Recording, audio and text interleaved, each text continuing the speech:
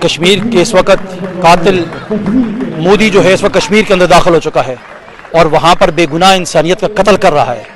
اس سے پہلے اقوام متحدہ, یونائٹڈ نیشن اور EU اور جتنے بھی طاقتور ممالک ہیں ان کی ذمہ داری ہے کہ فی الفور مودی کو اس قتل عام سے روکیں, وگرنہ کل کو یہ تعزیت بیانات کے علاوہ ان کے پاس کوئی چیز باقی نہیں رہے گی.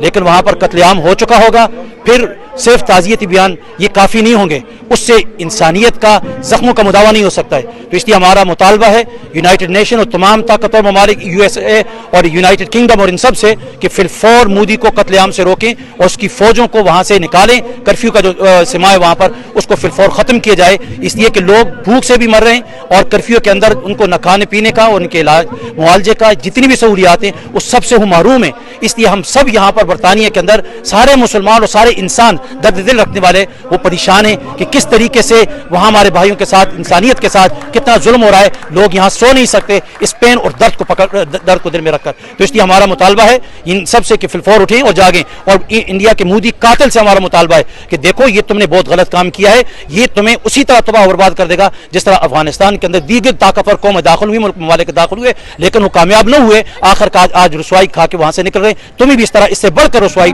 لے کر وہاں سے نکلنا پڑے گا. تو اس لیے ہماری انڈیا سے یہ مودی سے یہ درخواست ہم نہیں کرتے بلکہ اسے ہم کہتے ہیں کہ وہاں سے نکل جاؤ, فی الفور نکلو, کشمیریوں پہ ظلم بند کر دو. Thank you so much.